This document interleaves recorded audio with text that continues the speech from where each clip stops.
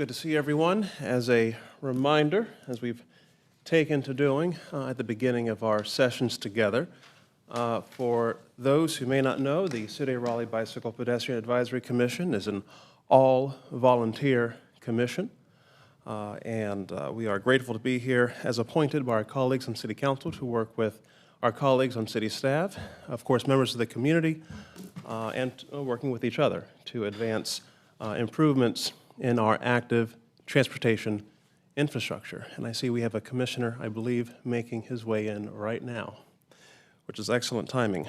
With that, let us have a round of brief introductions. My name is Nick Neptune, Chair of the Commission. We'll proceed to my left. Joe Caruso, Vice Chair and Chair of the Policy Committee. Brian Thomas, Chair of the Outreach Committee. Jeronica Goodwin, Planning Committee. James Thrasher, no committee. Michael Dunn, Policy Committee. William Smith, Outreach. Brittany Bryan, no committee yet. Celeste Bravo Taylor, Planning Committee. And I believe we have our liaison from Parks Board. Bob Edgerton, Parks Board Liaison. Thank you. And our colleagues on staff? Will Shoemaker, staff. Barbara Godwin, staff. Thank you. We will now proceed to have an approval of the minutes. Assuming we've had time to review the minutes, do we have a motion to approve? Motion to approve. I've got a motion to approve from Ms. Goodwin, excuse me, and then a second from Commissioner Bravo Taylor. All in favor? Aye. Aye. Any opposed? Hearing no opposition, our minutes are approved. We now have time for public comment. Do we have any members of our community here to make public comment? Well, hearing and seeing none, we will proceed with our presentation for this evening, which I believe is an update on Vision Zero. Good evening, BPAC. How you doing? My name is Sean Driscoll. I'm the Vision Zero Program Manager here at the City of Raleigh Transportation Department, specifically Traffic Engineering Division.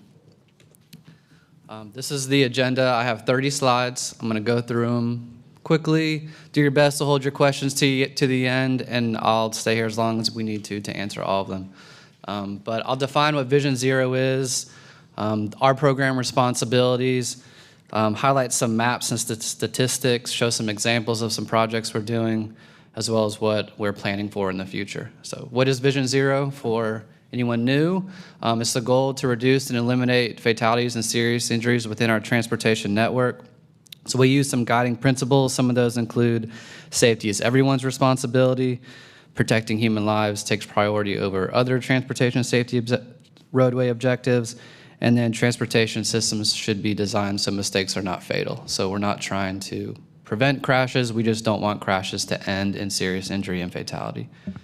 So my program team, my supervisor is Jed Niffenegger. He is the lead engineer in the Traffic Engineering Division. So to be clear, he manages signals. So Chris Jefferson oversees the 670 signalized intersections within the City of Raleigh. And then Rebecca Duffy oversees the pavement markings and signage, and then I oversee safety. So the three of us is what Jed has. So my team is two other engineers, James Sedano and Shane McCarthy. They're both city traffic engineers, safety engineers, and then Dustin Bryce is our streetlight program manager. He's been with the city like 20 years. We have lots of external partners we work with, which you'll see as I go through the presentation. This is just to highlight a few. We have lots of other internal partners that we work with. I specifically want to call out RPD. We work with the Crash Reconstructive Unit to learn more details about what happens with fatalities and what improvements can be made around preventing some of those incidents in the future. And then we also work with traffic enforcement to kind of help ensure that if there is going to be spot enforcement, they are in areas that are the most needed. They provide us a lot of good feedback too. So what I oversee is kind of three buckets. So it's general safety, school zones, and street lights. So general safety is we perform signal studies at unsignalized intersections. We do speed studies when warranted for reducing speed limits. and we put together crash diagrams. So crash diagrams help us determine what a crash pattern is at the intersection, which will help us correctly identify the correct safety countermeasure that needs to be implemented there.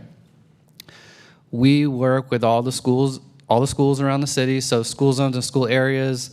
We make sure at a minimum the signage and pavement markings are out there, but we do work with Wake County Public Schools, teachers, principals, citizens to build improvement projects around schools. That includes always stops, rectangular rapid flashing beacons, raised crosswalks, filling in sidewalk gaps, and even signalizing intersections in front of schools, and working with the MTMP program to lower speed limits.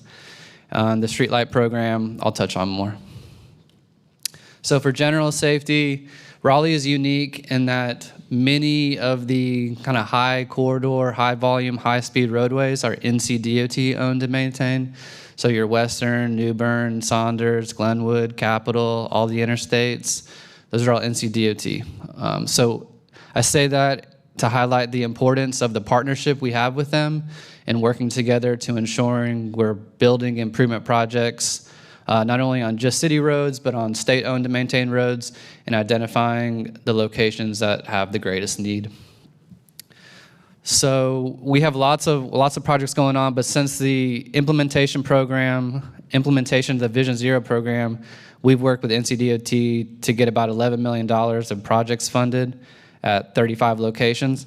And I'll highlight our funding sources, but that's mostly spot safety improvement, spot safety dollars, both state and federal. So for schools, again, we work with all the schools, ensuring the proper school zone or school area signage is out there, as well as the pavement markings. Again, we signalize intersections. What you see here is an example of a rectangular rapid flashing beacon at Lacey Elementary School. So you can see the bollards in the middle, and then the RRFBs on either side, which I'll highlight in the next slide. Multi-way stop conversions, speed limit reductions, and we work with street maintenance to build flat work improvements or implement new pavement marking changes as streets are resurfaced. We're also doing some improvements at Wildwood Forest Elementary, which I'll highlight more. So what's a RFB? This is what it is. So it's basically, it brings more visibility to the pedestrian that's trying to cross. These are at mid-block crosswalk locations. We don't put them at intersections. It's basically a strobe light. It's supposed to bring more awareness to the driver that there is someone trying to cross there. It is still a yielding situation, so pedestrians do need to wait until vehicles are stopped. It's not like what you might be thinking of as a HAWK, a high-intensity activated crosswalk. That's a full stop-controlled condition. Stop bars, red lights. For pedestrians, you'll see those in front of the YMCA on Hillsborough or on Sunnybrook by Wake Med, or even at many greenway crossings around the city. And the list here is the number of RRFB locations at schools we are installing this year. We have 13 locations total. 7 are at schools, 4 are at high ridership transit stops. Blunt and Bragg, Person Bragg, downtown, Lake Wheeler at Good, over by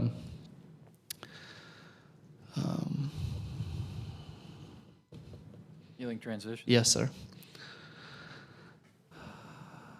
So the streetlight program, there's 35,000 streetlights we lease from Duke. It costs the city $500,000 a month to pay the bill, or about $7 million a year. There are hundreds of streetlights that are added annually due to improvement projects we're making or as neighborhoods are being built. We do work with Duke to identify dark areas. On the crash reports, it's noted if the area is dark, so when serious injuries and fatalities happen, part of the investigation is determined if it was a well-lit area or not. So we have been able to make improvements around those. And then the examples you see here is just some underpass lighting that we did, I believe 16 locations over the last few years. And then these statistics down here, so it's been shown that street lighting around intersections can reduce crashes by 42%, and 90% of the PED crashes in 2023 were at night, which accounts for 60% of all fatalities were at night too. So even though like a third to a quarter of the miles traveled happen at night, the severity is like 3 times higher at night.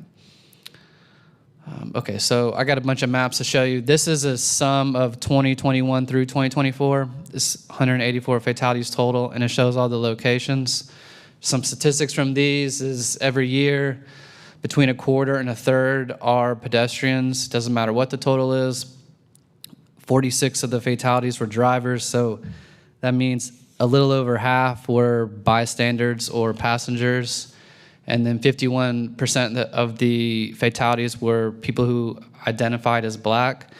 This is alarming because only 27% of Raleigh's demographic is made up of the black population, so they're disproportionately experiencing more fatalities than statistically they should be.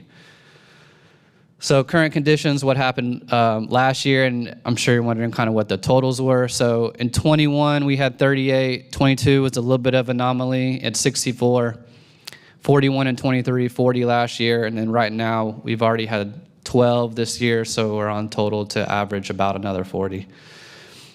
There's 20,000 crashes in Raleigh every year. That's reported crashes.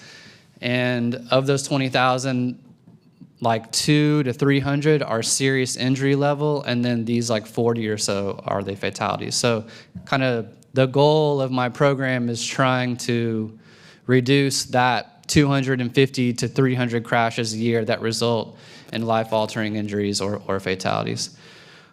We also just have the breakdown. This is just to highlight that 75% of these are on NCDOT owned and maintained roadways, which again, we're not placing blame. That's just us noting, again, the importance of the partnership we have with them and ensuring that improvement projects are made on both state and city-owned facilities.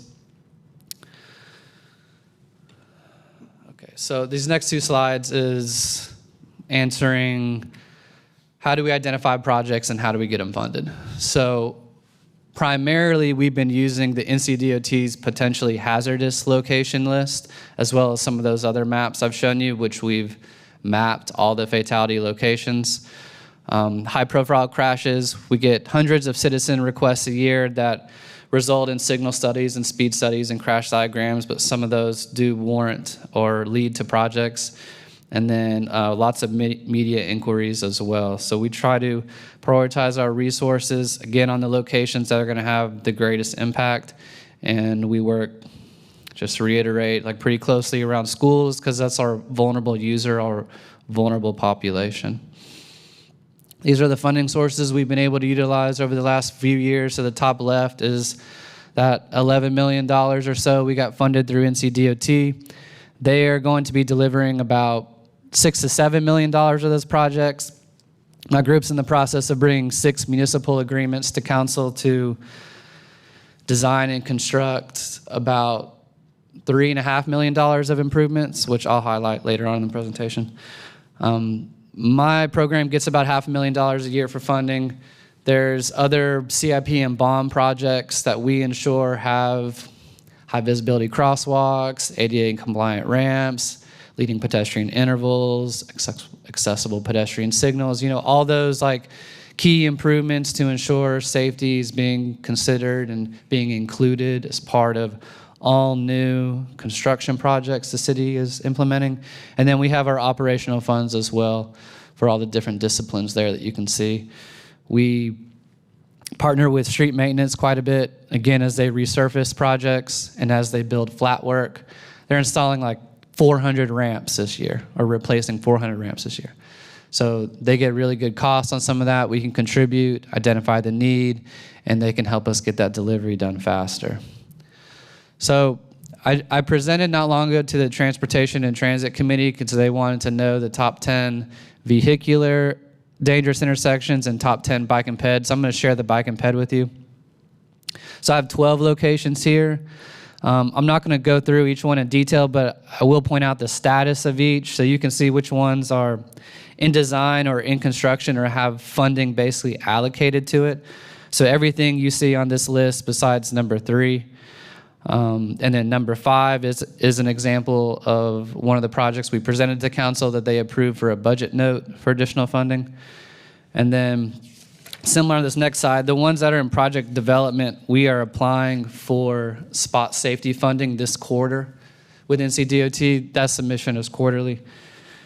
And then there's a number of other ones in design and construction. So of these 12 locations, 7 have funded projects, 4 have projects in development, and only 1 we requested funding for, which we'll find out in this upcoming fiscal year if we're getting funding. So I just want to point out here, like, we are identifying where the greatest need is, and I'm just showing examples of we are making improvements at those locations. So these next few maps I'm going to show you are an outcome or part of the deliverables of the Comprehensive Safety Action Plan, which I'll touch on. But this high injury network is about 10 years of data of all the serious injuries and fatalities. So this map is data-driven and shows the high injury intersections and our high injury corridors, as well as the top 20. So upon completion of our plan, this map is kind of, as a department and definitely as a division for my group, what we will lean on to prioritize where resources need to go as we make improvements. Sometimes we get pulled into areas of the city that don't have as great of a need, but having resources like this will help us, lean on this so we can ensure we're making improvements, again, where they're going to have the greatest impact.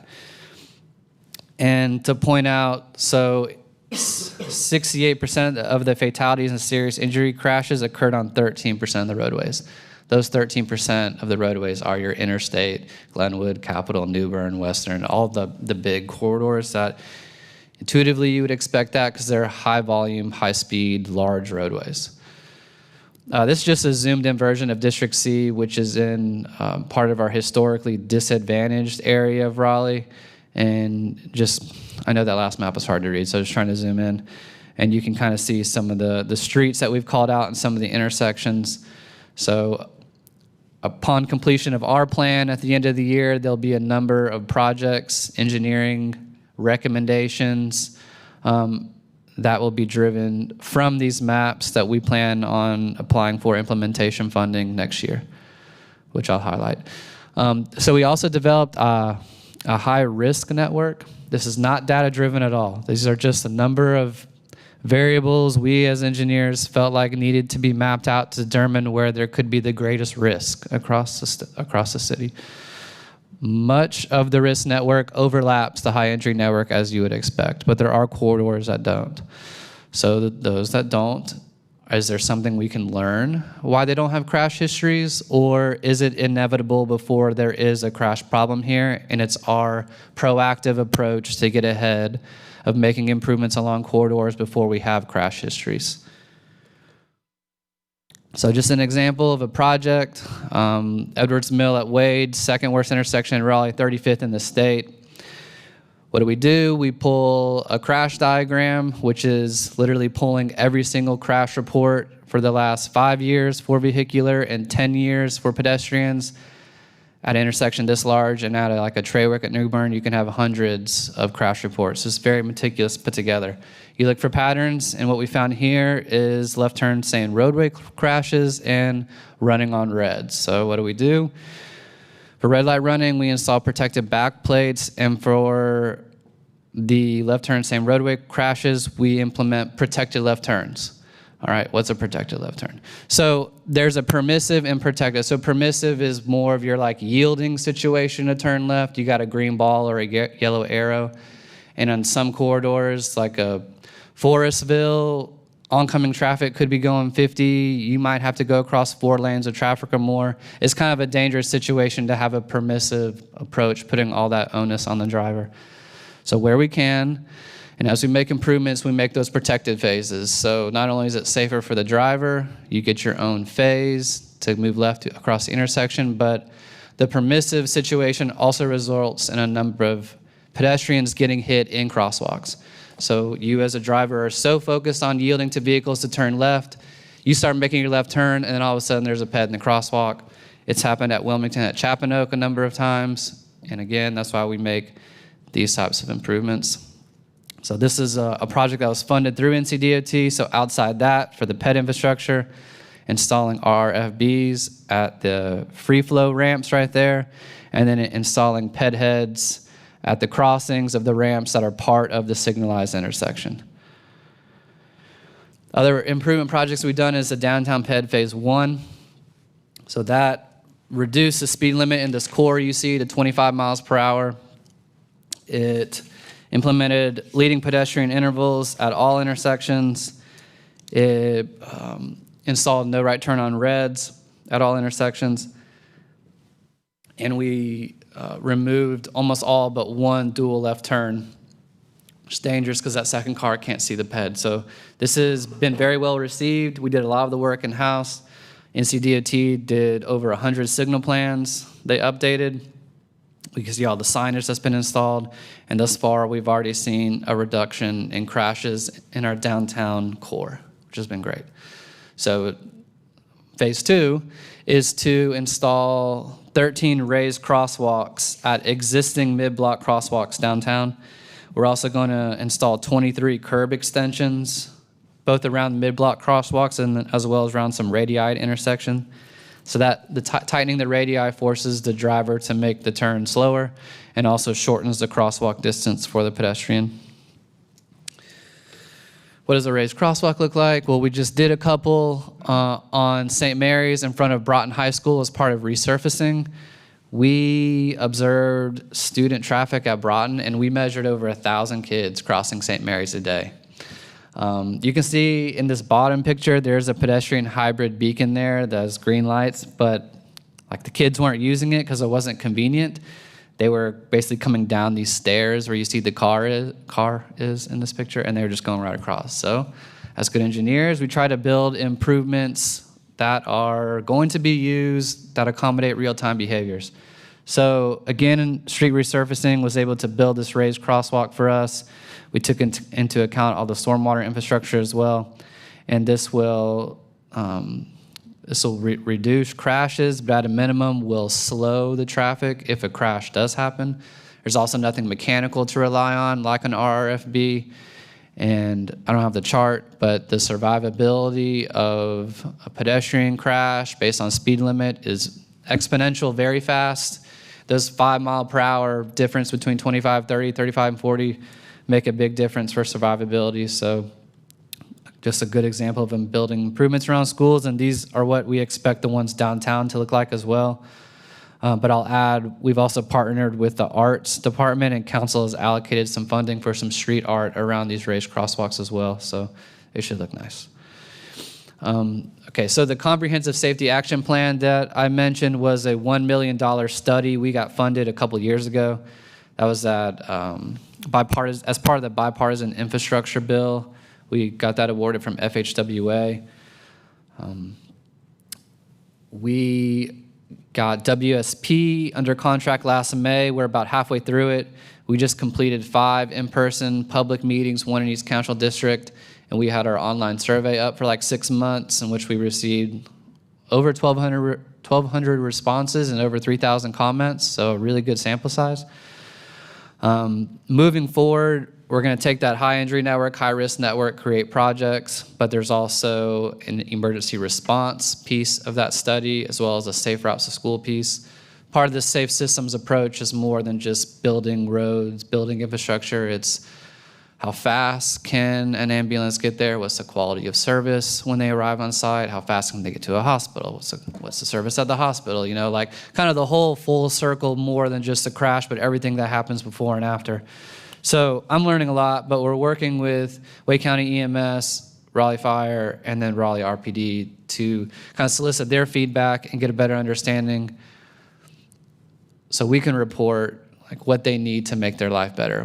How can they do their job better? What do they need to do that? We want to put that in this document that council will approve, so when they ask for those things, they can lean on this as well. So I just wanted to highlight, like 85% of the fatalities were a result of speeding, distracted driving, no seatbelt, run off the road, like behavioral type of challenges, like regardless of what we build. So we've realized there needs to be a whole messaging piece to achieving Vision Zero, kind of like how I started with our principles as everyone's responsibility. So part of the comprehensive safety action plan will also create the educational awareness campaign, create some messaging for us, some flyers, like kind of just set us up for success in the future. Other municipalities that have had Vision Zero programs longer than us, really, like got billboards out there. New York City has commercials and stuff. It's really in your face more, so it lets the citizen know, this is important to the city. This is what we're trying to accomplish. Do it with us, type of thing. So more to come on that. Just some examples. We've also learned that studies have shown people don't like to be told like what to do. They don't want to be told wear your seatbelt, but if you give them a fact of how many people might have passed away in the city of Raleigh that didn't wear a seatbelt last year, it kind of puts the onus on them, makes them own the decision, makes them feel good about wearing their seatbelt. Like, I'm not being told what to do, but thank you for giving me a fact so I make the right decision. So lots of that and trying to play with that messaging so we can have, an impact, as well as like tailoring it to our audience. We want to create messaging for schools, as well as for our middle-aged drivers, as well as our older drivers. There's a range of different challenges there that we need to explore. We're closing the presentation here, but this is just highlighting some of the things that I've already covered. Got a bunch of projects funded, doing a lot of work around schools. But what we have moving forward is our action plan should be done by the end of this year with council adoption. And if the bucket is still there next year, is there this year, they release the NOFO for the implementation grant. They reduce it to as much as you can only apply for $25 million, which is okay. But if that bucket's still there, which is supposed to be the 5th year of that bipartisan infrastructure law, we will be applying for design and construction funding at the beginning of next year. We're building multiple signalized intersections around school. City's doing Wakefield Middle and High School. Riverbend Elementary is almost done. Dillard Middle and Harris Creek will be delivered by NCDOT. And then we have 2 more we're building in our division, Glenwood Lane, Glenwood, Washington. Of that $11 million, here's like 3 that the city's delivering. So these are the municipal agreements I'm bringing to council. We have about a $500,000 project around Capitol Calvary, which if I go back to our top 10 PED, it's number 1. There's a lot of PED crashes there. So this project is very warranted, and we're very much looking forward to getting it implemented. We also got 4 projects along MLK from Wilmington to Poole funded. So it's consistently from Wilmington to Poole, just 4 different segments. It's about $2 million. That one needs to be designed and constructed. I forgot to mention Capitol Calvary the design is done. So we're actually hoping to start construction on that one like late summer. And then the downtown PED Phase 2 is funded.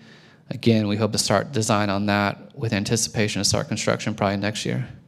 That's all I got. Mr. Driscoll, first and foremost, I'd like to say thank you on behalf of this commission, on behalf of our colleagues on council. I mean, in my 6 years in serving on the commission, we've gone from advocating for a Vision Zero program to seeing it implemented with our colleagues on staff, with you, of course, at the lead on all of that. And so just to bear witness to this update this evening, to see the sheer breadth and depth of what you are doing, what you're trying to achieve, in making our streets safer for everybody, it means a great deal. Thank you. It really does. That's number one. I think in terms of just a quick question before I pass it off to my colleagues on the commission, I just want to be clear about the federally funded projects. Are those funds currently like within our hands right now, or are we waiting on any outstanding funds? Good question. I'm just curious. Yeah, so those funds are within NCDOT's hands and have been obligated. The municipal agreement is just transferring that to us for the delivery. The state has access to funds that we at the city do not have access to, so we try to make it easy for them to apply for that. We work with them to identify deficiencies, but we put renderings together, cost estimates together, with anticipation that they can pursue it, and then we'll be the delivery source for some of those. Thank you. Colleagues on the commission, any questions or comment? Ms. Goodall? The top 10 lists, are you prioritizing the top 10, or as it was displayed is the priority? Yeah, as it's displayed is the priority based on that that hazardous list that NCDOT has. So that list is severity like 1 to 12 actually. Okay. And then again, we have something going on basically at all of those besides one, which we just asked council for funding for as part of this upcoming fiscal year. And then 4 of them, we're pursuing funding as part of this quarterly submission for our spot safety. So there's actively something being either designed or constructed on 7 of those. And just one last question. Is there an impact when Capitol becomes a toll road on the Capitol? I think there were 3 that were Capitol Yeah. focused. Good question. I don't know. Yeah. Mr. Smith? Thanks, Mr. Driscoll. That was a great presentation. I really appreciate the thorough nature of it. I had a couple of questions about the bike ped crashes. I think I heard you say 90% of the fatal crashes were at night, I did. and 60% of the fatal crashes were at night. Yeah, so 90% of the PED fatalities were at night, and 60% of all fatalities, including vehicular, were at night as well. Okay. So Okay. And, okay. The other comment I wanted to put to you was you mentioned early on about street lighting and adding light. One of the things that I notice being a pedestrian is that street lighting at the height that they generally are at for vehicles often, I mean, we're the city of Oaks, so there are a lot of in the summer in particular, there are a lot of places where it's lit, but you're still, as a pedestrian, in the shadow of the street light, which is actually, I think, in many ways more dangerous than having no light at all sometimes. It makes it harder to see. yes. So street, pedestrian level lighting, is that something that you're talking about, that will shine down on pedestrians so that people can see them rather than just the entire scheme? Yeah, what you've described is very accurate. And we work with urban forestry to do tree trimming the best we can around locations that have been brought to our attention where that has become a problem. Try to focus those around intersections, but that is a challenge. For pedestrian lighting, not everywhere, but in places like downtown where there is that high traffic, we have been trying to do that more. And even around Moore Square within the last year or so, we've done some, I would call it ped lighting. It's not the ped lighting because it just doesn't have like the acorn at the top, but we basically put Cobra style lighting about midway down existing streetlights around the transit center. That was something very unique that Duke Energy tried for us. That was somewhat easy to implement. And it is our intention to try to utilize that kind of infrastructure at more locations around downtown, like some of our parks. Again, I guess some of the high traffic areas like Hillsborough and some of those more walkable areas. I'm particularly interested in Six Forks Yeah. Road because I live 100 Sure. yards off of it, and it's probably, I probably walk more miles on that road than any other single road. Yeah. And, it's a 1950s road, and a lot of those trees were planted in 1950s.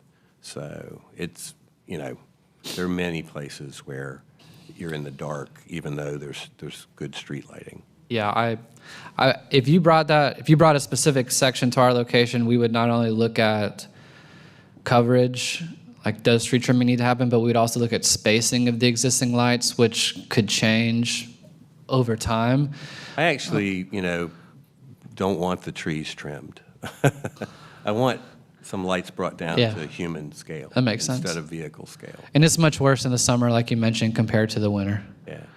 But yeah, I understand the need. The lighting is tricky, just for better understanding. Like if there's existing overhead power and wood poles, it's somewhat easy, quote unquote, for us to get lights out there. When the power is underground, it is extremely difficult because we're getting fed underground. They're fiberglass poles. They're very costly. Install isn't cheap. So it's easier for us to tackle some corridors more than others. Like at Capitol, we just recently got done installing more overhead lighting from Calvary to Millbrook. There's existing overhead through there.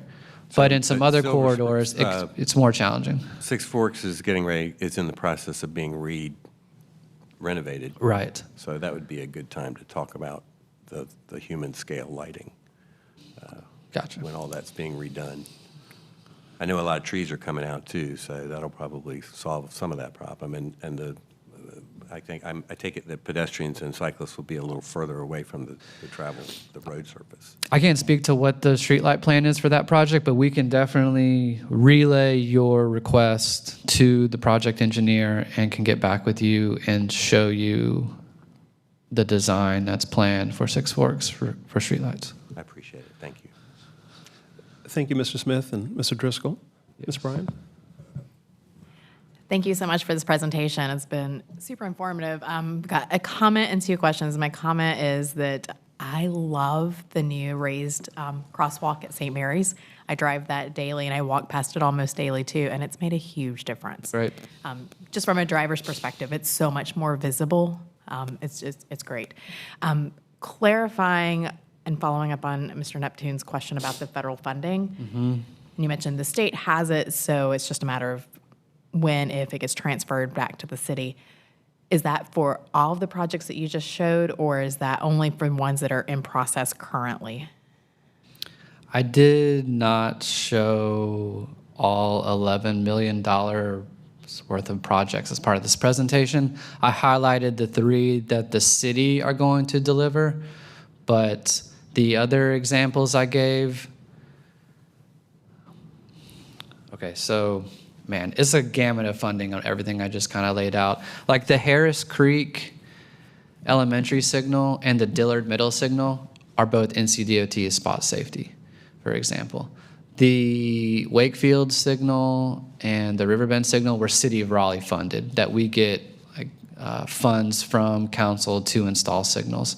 So I can share what the location is and the scope for those other that I didn't highlight if you're interested, but I did not, to answer the question, I did not go over everything that 11 million covered. I guess I'm just trying to clarify if there's cause for concern about existing projects not being able to be completed. Oh, because of? Because of any potential pause in federal funding? Oh, I don't know. You know, we move forward in anticipation that there will be no pause. I know our comprehensive safety action plan, $1 million, is secure, but to be honest, I've had like 4 different FHWA contacts over the last year or so. So I see like the shuffle. I'd have to lean more on the state to answer that, on how secure they feel with the spot safety source they have. That is both statewide. Some of those, of that 11 million, some of it's state funded. I don't have the breakdown. We feel like that's much more secure, but some of that is federally funded, and I can only speculate. Well, Mr. Driscoll, if I could, just for clarity, it sounded as if you said earlier that the federal funds are currently in the state coffers. And it's yes. just a matter of transferring that money over from the state to us. Yeah, at this for the point. 3 I mentioned, but there's nothing leading us to believe thus far that any of that 11 million is in jeopardy. Yeah. Okay. So currently, we're working with confidence that we can move forward. I am, yes. I'm going to, yes, assume it's all going to be there. As confident as we can be. Yes. And then Thank you. my last question, the top 10 locations with safety concerns and looking at the high-risk network. Yes. For those top 10 locations, is there any data on proximity to transit stops? Ooh. Okay, so is there, there is some data, yes. Like, I don't have distinct numbers, but we know that many of the PED fatalities are transit users going to or from a stop that may or may not be nearby a signalized intersection. Those, when we pull those intersections, we pull about 100 feet in either direction as well for the intersection. Some of that does include transit stops that are nearby. Capitol Calvary, for example, is a really good one where we have transit riders that have gotten hit in the roadway. So we know that's a vulnerable source, and we know transit riders are PEDs before and after they get on the bus. And we're working with transit they have an initiative to put stops every quarter mile, but we're working with transit to identify the high ridership locations and to build better infrastructure around those, whether that's sidewalk gaps or mid-block crosswalks like a RFB. So like 4 of those RFB locations were funded by transit because they were high ridership stops, and again, trying to build infrastructure to give people the opportunity for success to use those stops. We can only design for compliance though, so it's very difficult when people don't use the infrastructure, but we're also looking at some different kind of safety countermeasures that we can try to eliminate that a little bit by making the decision a little easier to get to the stop. Like Capitol Calvary, we're moving the stops closer. We're rebuilding the transit stops so they're right by the intersection. So it just makes it easier to cross. Right now, one of them's like in front of the Volvo dealership. It's not super close by. And there are other stops like that, and we're trying to like get ahead of those. But yes. Thank you. Thank you, Mr. Driscoll and Ms. Bryan. And just briefly, without getting ahead of our evening agenda, I do want to acknowledge we have a positive update to share with regard to this commission and its future engagement with the Raleigh Transit Authority to hopefully advance some of these interests in improving general safety around our transit stops. I think I saw Mr. Thomas with a question or comment. Real quick, thank you again for the presentation. And would you mind touching on the numbers again on the raised crosswalks that are planned? I'm also a big fan Yeah, of for those. sure. I think you said there were 13. Yeah.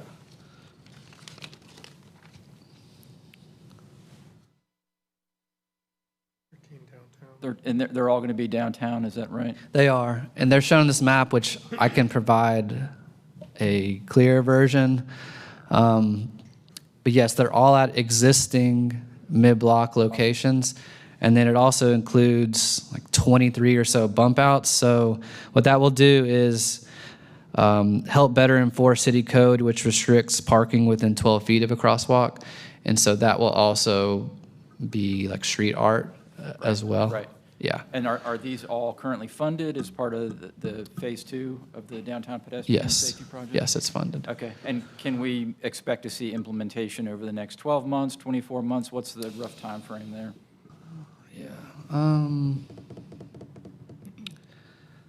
It's going to take a year to design. Mm-hmm. So realistically, I anticipate construction starting in either very late 26 or early 27. Great, thank you. And just to add one more thing, it seems like there are a lot of sources of funding here. There are a lot of different departments involved, and I appreciate the work on integrating both the funding and the departments.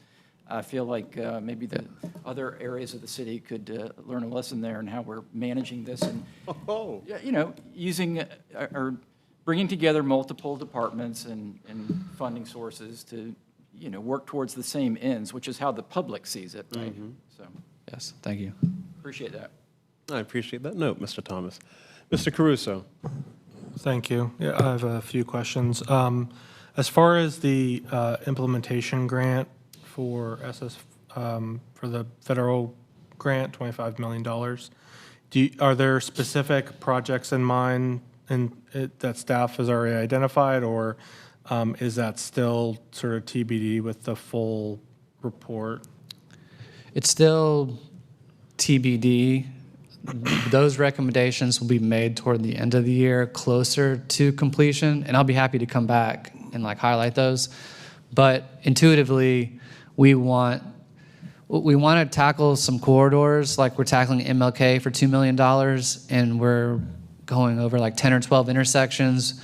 We're making sure they have high-vis crosswalks, reflective backplates, ADA ramps, LPI, APS devices, like all, you know, filling in some sidewalk gaps, like some of the basic stuff to help increase safety and connectivity. So we can spread that out a lot. I know we want to do a really big APS project. We have a lot of intersections across the city that don't have that accessible pedestrian signal. So what that is that's the crosswalk like either chirps or talks to you. If you have like visual challenges, it helps you more easily cross the intersection. So I expect when I come back, we'll have a couple projects that might be very like site specific, because we do have that top 20 high injury intersections. And it's as you'll see, like we have a lot of intersection projects. We don't have really a lot of like corridor segmented projects, but we hit on a lot of intersections. So we should have some specific ones, but we should also have a couple projects that are going to be spread across the city as well, to, you know, spread out the money the best we can to make it as equitably distributed as possible across the city. Okay, great. Yeah, I mean, I guess my main kind of concern or thought behind that is just, you know, it seems like we're going to have a pretty tight turnaround if we're saying the end of the plan is going to be at end of 25, and if, you know, we have to sort of get in for funding on the last year in 26, like we can't really, like if we miss it the next year, the program's over. Correct. So that's sort of the main concern for me. So one thing you did mention was that there was about 20,000 total crashes yearly, which is, I mean, it's just frankly insane. But are you, you know, while there's only, well, I shouldn't say only, but while there's percentage-wise a lower percentage, 250 to 300 are, you know, serious injury, are you sort of tracking, and how do you think about sort of lowering the total number of crashes, and is that sort of a metric that you look at? Or, so, you know, part of what I'm thinking of is that, you know, even if they're not serious injury crashes, these are still crashes that are consuming presumably a very large amount of resources from RPD. Yes. They're, you know, a large just cost in property damage. You know, they cause congestion because you got cars all over the place, you know. So, you know, 20,000 crashes per year seems to be, even if it's not a lot of injury crashes, it's still a very large impact. So, I mean, so what are we doing just to try to reduce crashes overall, even non-serious crashes? Yeah. So we have a lot of very large intersections that can have hundreds and hundreds of crashes. So trying to make improvements at the intersections along Capitol or along New Bern, like New Bern-Trawick, New Bern Corporation, New Bern-New Hope, like those large intersections, trying to reduce crashes there. And that is our focus at some of these locations, because they're also the locations that have the most serious injury crashes. So we feel like if we reduce the serious injury crashes, those less serious crashes at those high crash locations should be reduced as well. It's also difficult because we kind of got to take into account the number of people that are moving into Raleigh every year. So we also look at like millions of miles traveled. So even though our fatality numbers haven't changed, they've been staying at average, but to me, they've actually gotten a touch better because more people have moved here and it hasn't drastically gone up. I think your observation is like on point. I agree, 20,000 crashes is insane. That's just reported crashes. Sure. We only have 750 RPD officers or so in the entire city. And these crash reports, you don't do them in 5 minutes. Like there's, the DMV 349 report has like 100 different data points you have to put in there. They're very tedious, they're very cumbersome, and it's the data we're using to dictate where improvements are going. So we've worked with RPD to ensure specific sections of the DMV 349 report are as accurate as possible, like geolocating crashes and like the lighting and so forth. So I think we would love to reduce crashes because it would not only, you know, help us, but I think that would be a massive burden off RPD as well. And I think they've seen the benefit that my group is kind of providing on building improvements at these locations, because it should be less crashes they're having to report to over time. And while I'm thinking about it, like we bought them, Will and I, bought them 6 speed feedback signs, portable ones. So we, you know, as we get complaints or as they need data to further support spot enforcement, those speed feedback signs kind of provide all that data, what the average is, what the volume is. And so we very much, especially within the last 12 to 18 months, have been working together more. And I think over time, you should see those crash totals go down, hopefully. Okay, thank you. And so one sort of final question, I guess, well, a couple questions together, but like, what would you say is the biggest sort of impediment to delivering projects? And I guess more specifically, like what can BPAC do to sort of facilitate these projects getting done? I mean, to Mr. Neptune's comment earlier, I mean, if we sort of look at a handful of years ago, whenever this was sort of getting started, to where we are now with your very extensive list of projects, there's certainly a lot of work that's been done. But, you know, as I think we all are aware, like a lot of these things sort of take a long time to sort of come from, you know, a line item in a spreadsheet to concrete on the ground. And so I guess the overarching question is that, like, how can we help you and your team be more successful and sort of move these projects so that I'm sure we have a virtually endless list of projects that could happen. So how can we, like, get those moving quicker?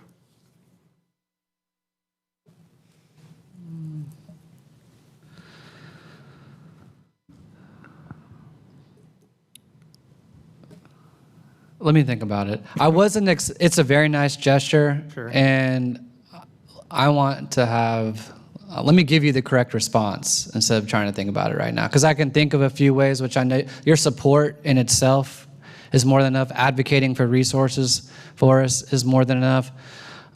We know these groups are having an impact on the fiscal year budgets that we're getting every year. Like, case in point, the $150,000 we get for APS devices is like almost distinctly because the Mayor's Committee for Persons with Disabilities advocated for that. So as kind of I get projects and prioritize stuff, like for example, if something comes up here that might be a priority to someone but it's not on our high injury network, you could say, is this something that needs to be done, or do we need to focus on resources within an area of Raleigh that has serious injury and fatality problems? So let me, like, as this study comes to completion, let me give you like more of those tools and more of those like kind of tidbits that can make it easy for you to support what I'm doing. And I mean, again, thank you for the offer, but I'll follow up. Okay, sounds good. Thank you. Any further comment or question from the commission? I did have one more question. Mr. Smith? Do you have numbers for pedestrian crash, injury, fatality for and disabilities? How many, of those are disabled people? I do not, but I can find that out. Okay. That's not something that shows up on DMV 349, I suppose. It's not a box. And unless the report noted that, we would not, like, there's medical emergencies, like sometimes those result in crashes, whether the emergency happened before or after.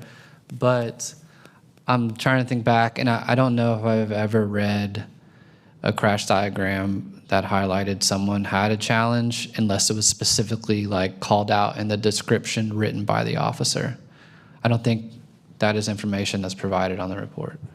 That's the type of thing that would often come up through hospital-linked crash data, which is much harder because of that coordination between medical professional databases and crash databases. But UNC's Highway Safety Research Center actually does have an initiative to link hospital data to crash data in North Carolina. I'm not sure what the status of that is currently, because I think some of the funding from NHTSA was pulled back several years ago, but it could be something to look into.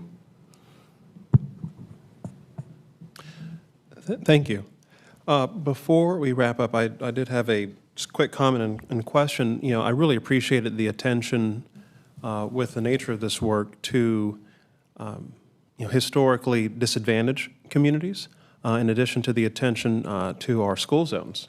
Definitely appreciated seeing that. And one in particular that's kind of been on our recent radar has been Hunter Elementary School. Yeah. And sort of Tarboro Road and Martin Street. And I'm just curious, and this is not to put you on the spot, Mr. No, you're Driscoll, good. but if you had any capacity to speak to any I do. pending improvements to that stretch, that corridor, I think it'd be much appreciated. Yeah, so after the unfortunate event recently with the student, we did go out there and do more of a comprehensive overview of Tarboro, especially the Tarboro and Hargett intersection. We've made improvements like LPI out there. We changed some signal timing. We extended the LPI length because that crash was based off a left turn. We are installing high-vis crosswalks out there, but we're also doing similar improvements at other intersections nearby Hunter Elementary, as well as to the south. So I can provide you a comprehensive written response to that question that will highlight everything we're doing, that we've also shared with the parent of the student as well as with the principal of the and we met with the principal of the elementary school as well. So Thank you, Yes. Mr. Driscoll. That's much Yes. appreciated. Thank you. Well, with that, if there is no further comment or question from the commission, again, Mr. Driscoll, to you and the team, all throughout our Department of Transportation, you really do have the deep thanks and gratitude on behalf of the commission and all the residents that we are here to represent in support of your work. So thank you. Thank you. Thank you. With that, we will proceed with our agenda. Up next, we have our reports. Before I get into a brief chair's report, I do want to give Miss Brittany Bryan a heads up that later on this evening during our general board comment, I would love if you could take a minute or two to introduce yourself as our newest member of the commission, just maybe sharing a brief note as to who you are, your district, and your interest in serving on BPAC. But again, that'll come after we wrap up our various reports. I just wanted to give you a heads up that is coming down the pike. With that, I actually will circle back, to Ms. Bryan. I really appreciated the question about the, let's say, safety improvements in relation to transit stops. This is something that's come up in conversation with this commission, both here as a full commission, but also in committee within the last several months. And Mr. Thrasher and myself, we both had an opportunity some weeks ago to attend a Raleigh Transit Authority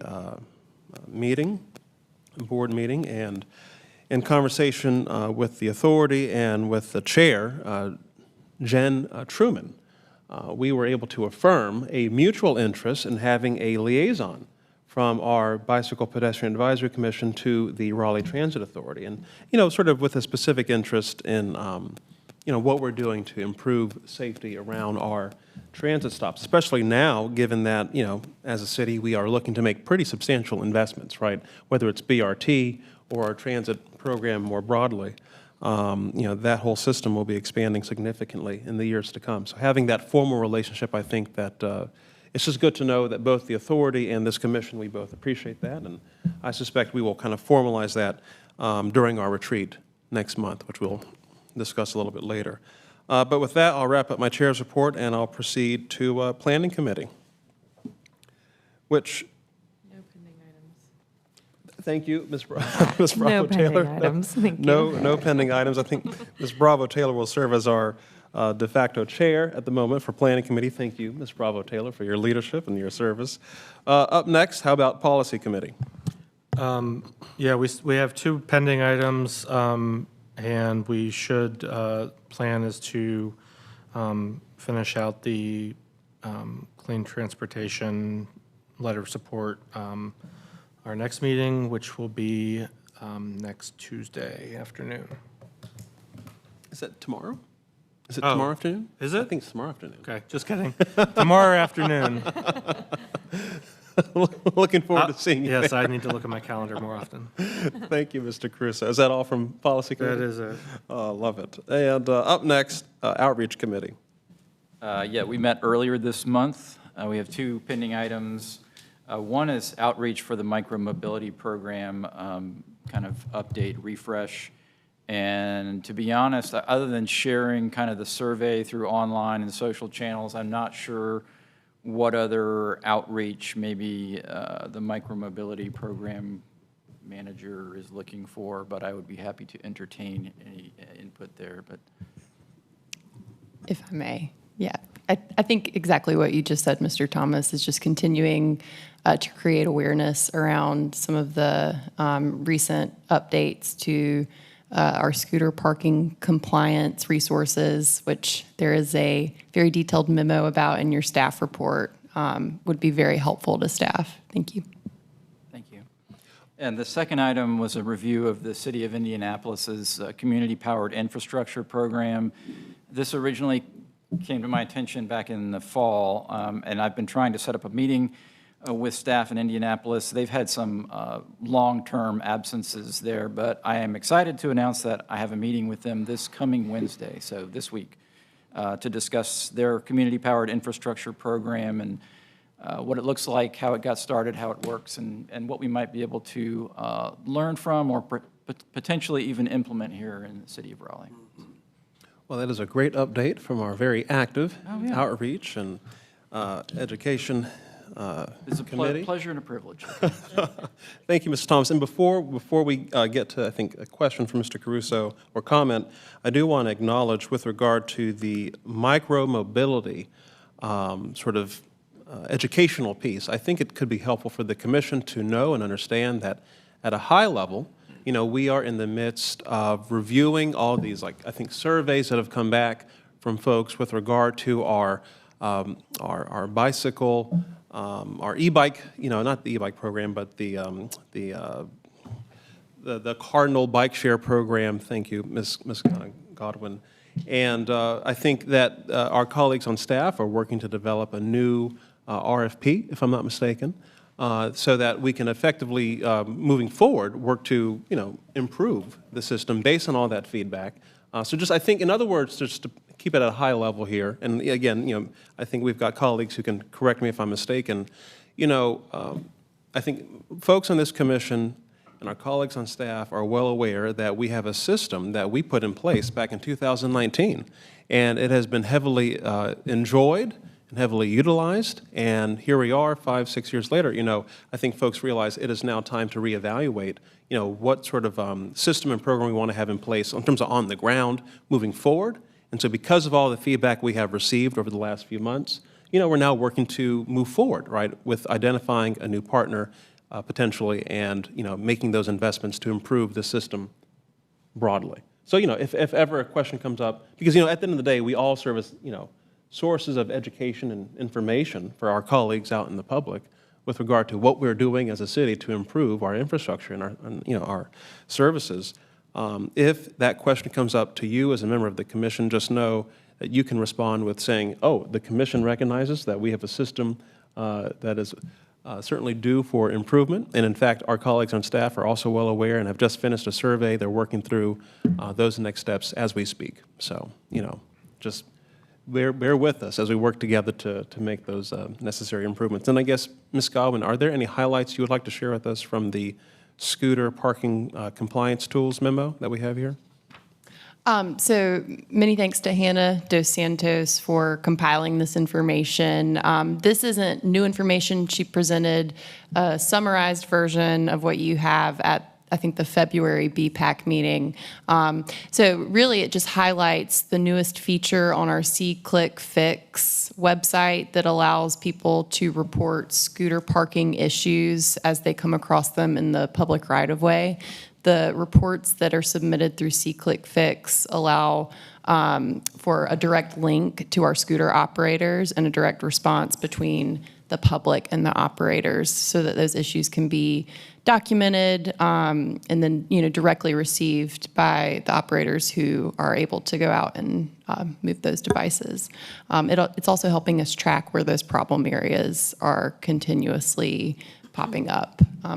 Hannah, anything else to add? sums it up.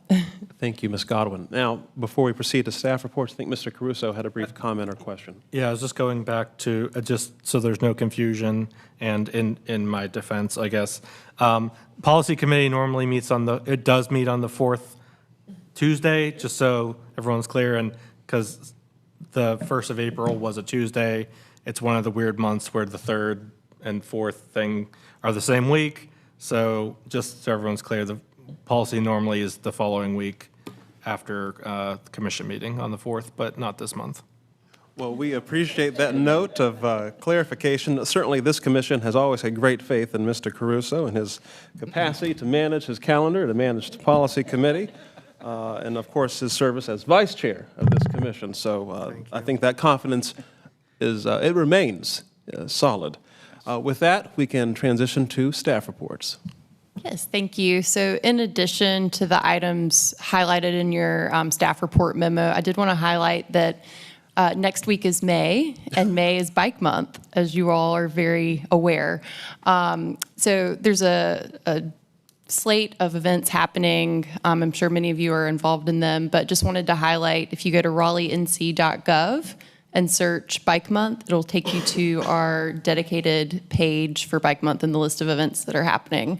So definitely check it out, and thank you for riding your bike. Thank you, Ms. Godwin. Any other updates from staff? Hearing none, we will now proceed with our general board comments. Before we jump to Ms. Bryan, I do want to just take a moment to acknowledge, if I'm not mistaken, I think that our own Commissioner Goodwin has recently been appointed to the Raleigh Housing Authority by our mayor. So I would just like to acknowledge, and extend a note of congratulations to Ms. Goodwin for this, I think, very important appointment. And looking forward to hearing about that sort of next level of service from our own member of the commission. So congratulations again, Ms. Goodwin. Now, with that, back to Ms. Bryan. Thank you for joining us here on the commission. We'd love to just take a moment to hear from you about who you are, your district, and your interest in serving on BPAC. Good evening, everyone. I am super excited to be here. My name is Brittany Bryan. I live in District D. I am in the Glenwood South area of Raleigh, so a very highly trafficked bike and ped corridor there, which has been a huge part of my interest in this. My husband makes fun of me because we will take trips, and I will try to plan trips around where we can bike and walk, and I point out all the advantages that some places have with amazing sidewalks. So it's something that I'm always thinking about. I have a small child. She will be 5 in May, and we will be walking to kindergarten this fall. And so I'm very cognizant of these things in a very different light than I was a few years ago. One of the things that got me really excited recently was when we were doing some improvements in the downtown area, Johnson and Glenwood did get a crosswalk and a red light, which was really impactful to me because I had watched so many folks try to cut across there, coming from the bus stop, coming from Glenwood Towers, and it's incredibly important now, especially having grocery access right there. So very interested in the work that this commission is doing to make recommendations for things like that to happen, and just very excited to be part of it all. Thank you. Excellent. Thank you so much, Ms. Bryan. And again, welcome to the commission. It's a pleasure to have you join us. With that, any other general board comments general comments from the commission? Well, I just have yeah, one quick. Mr. Thomas. Is there a category in C-Click Fix now to report scooter parking issues? Okay, I didn't see that noted here. Is there a name of that, just scooter parking issue, or? I think it's scooter parking. Okay. It references scooters. Gotcha. I do know that. Okay. Yeah, look for scooter. Okay. Thank you. Just look for Thank you. Scooter. Thank you, Ms. Hannah Dos Santos. Appreciate that, and Ms. Godwin. Well, I think if there's no further comment from the commission, yes, please. I just had a quick comment and really more of a question for staff and wondering how this coordination could take place. But recently I've been thinking a lot about Raleigh's greenways. Obviously, we all know there's, very important to Raleigh, both from recreation and a transportation perspective, sort of a crown jewel of Raleigh and something that makes our city unique. And I think, the Greenway network on the whole is really strong and very comprehensive across the city, but there's some key points along the Greenway network where connectivity is lacking. And And that's sort of maybe where the parks facility that is the Greenway comes more into the DOT realm. And I was just curious what efforts maybe are ongoing to identify those locations and implement remedies.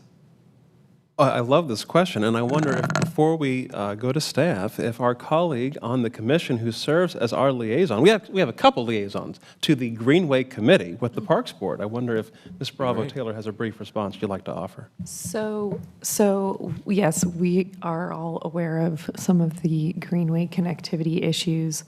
One item that we discussed in the Greenway Committee meeting last week is that they are going to be testing some of the thermoplastic circular sidewalk markers to create more visible, more intuitive and easy to follow paths for those connections. But I'm sure Commissioner Thomas and I would love to talk to you about your specific, the specific locations, and we will keep those on our radar. And you are, of course, always welcome to stop by Greenway Committee anytime you would like. That's great. Yeah, I mean, I was trying to keep my comment a little more general, but of course, we all know, there's a specific intersection I'm thinking about, and I have ideas. So yeah, Perfect. great. That's how it starts. Yeah. Yeah, and I would say Ms. Bravo Taylor and I are among the more active members of that committee, vocal members, let's say that. And Constructively vocal, Constructive, I'll add. yes. And there is, if you didn't know, there's a new wayfinding plan, signage, and hard copy Right, map. yes. Those are all, okay, so, yeah. Mm-hmm. Yeah, I mean, I think the wayfinding is great, and it does do something as far as, notifying drivers at those locations that, hey, there's something different about this crossing, trail crossing, whatever. But I'd also like to see increased use of engineering countermeasures, whether that's signal timing things or actually changing the roadway geometry in some way, as well, to kind of augment that. So, and then I guess on the staff side, what is the relationship between, transportation staff and sort of the park staff, I guess, that is in charge of greenways? That's a phenomenal question, and the answer has a long history with anything that is a city. Everyone really realized the quality of the Greenway system as an active transportation network. Excuse me. And with that, Barbara and the transportation staff has a reoccurring monthly meeting with the park staff, specifically the Greenway, seeing how we can create stronger bonds, identify those deficiencies, try to identify in our work plans what is a good transportation project, what might be a good parks project, how we can leverage funding. So that's something that we are trying to lean into a whole lot more, and with Commissioner Bravo Taylor and Commissioner Thomas and Mr. Edgerton, and the collaboration that you all have with the Parks and Greenway Board is really going to help us to strengthen those communications, figure out what the compromise is when there's a compromise, and how we can leverage the assets to really tie them together. So.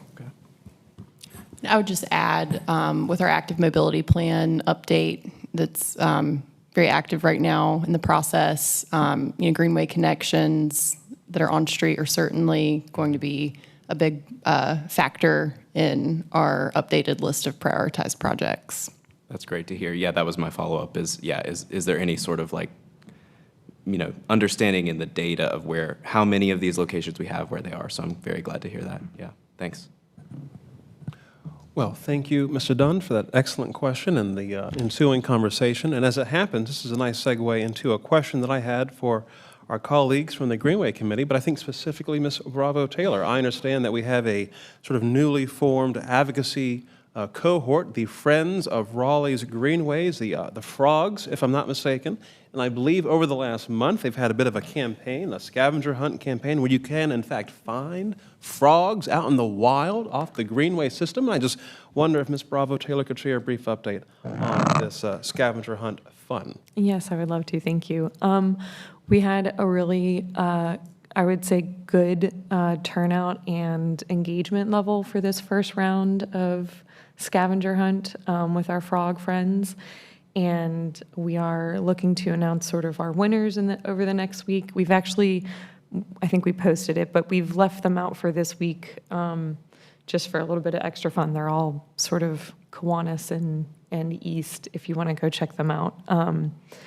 But we had really great engagement. It was a really great first run, and we are looking forward to hopefully this being sort of a yearly type of intro to spring, get out on the Greenway engagement activity, as well as we will bring further updates when we have other programs or sort of other engagement opportunities through the Frog Group. So thank you. Well, I absolutely love that work and that encouragement, that fun bit of encouragement to get folks out on our greenways, especially here at the start of spring. So thank you for your leadership and your role in that work, Ms. Bravo Taylor, and our other colleagues on the commission who have participated in that. Well, if there are no further commission comments, we can proceed with our upcoming events. I certainly have just a few here. Number one, coming up this Sunday, the 27th, from 2 to 5 o'clock at Lake Lynn Park. From 2 to 5 o'clock at Lake Lynn Park, we have some new public art coming to the Greenway Loop Trail around Lake Lynn. And I think that the artist team will be out there at Lake Lynn from 2 to 5 o'clock at Lake Lynn Park with, I believe, the final sort of concept after several months of public engagement and review.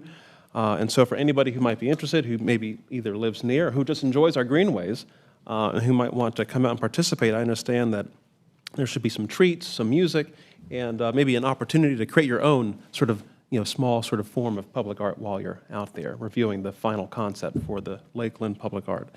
I also wanted to note, and I want to thank Ms. Godwin for acknowledging, of course, next month is Bike Month, and in addition to the city-led programs, of course, our colleagues with Oaks and Spokes very much organizing a number of activities all throughout the month.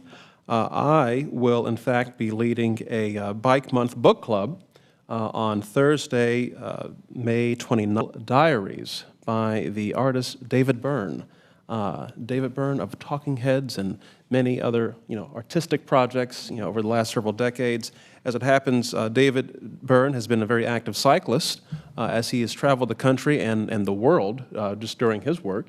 And, through his time as a cyclist over decades, he's made a number of observations around, our cities and urban environments. And so I just thought it'd be a terrific book to read for Bike Month, and I would certainly encourage all of you to join us. I know so-and-so has stocked up on their books, and so if you want to support a local business and have a good chat on bicycle infrastructure through David Byrne's Bicycle Diaries, would certainly encourage you to join us. I think, are there any other upcoming events that the commission would like to share? Oh, Mr. Smith, yes.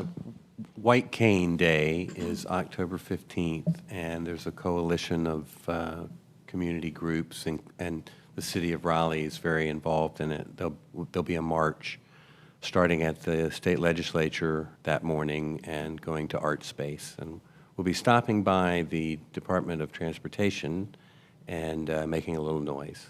I love it. Now, did you say that was October? October 15th, Wednesday, October 15th. Wednesday, October 15th. Please save the date. Please come. Wednesday, October 15th, White Cane Day. Well, with that, Mr. Dunn. I guess this falls under the City Bike Month events, but I did just want to highlight the partnership between BPAC and RHDC for a historic bike ride. That's right. I agreed to do that. Yes, Mr. Thomas. I believe there was a request for any help, shepherding the bicyclist group. I don't know if that request is still outstanding or if all the slots have been filled, but just wanted to throw that Mr. one Dunn, out there. thank you so much for that. There are so many Bike Month events. It's hard to keep up with track. all. I mean, I know. I tell you what. So thank you for that reminder. On the 3rd, I think it's the first Saturday in May. It's coming up soon. I think it's like from 10 till noon, and I love that. I think, Mr. Thomas, I think you've been involved, and Ms. Godwin, I think, share with us that invitation to join. But I'm very excited about this historic sort of bike ride through the city. I think our former colleague on the commission, Dwight Otwell, former chair, and now on Planning Commission, he's going to be joining us that morning. So would love to see as many commissioners out there with us. I think, Mr. Thomas, you'll be with us. I will be there. Do we have a start location? Anybody know? Nash Square. Nash Square. Nash Square, right in you front heard of it City here. Hall. Yeah. Right All outside. Love that. How convenient. Yeah. Love it. Well, thank you, Mr. Dunn, for that reminder. Any further? Hey, Mr. Thrasher, I see you down there. That's right. I'm going to the Raleigh Transit Authority meeting May 8th, Thursday, 3:30 here. Thank you, Mr. Thrasher.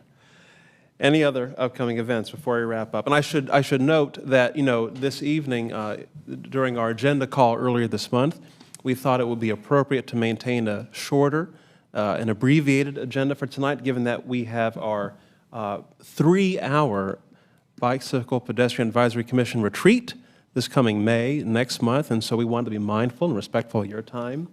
Try to find that balance, your commissioners and colleagues on staff are always looking out for you, and your time.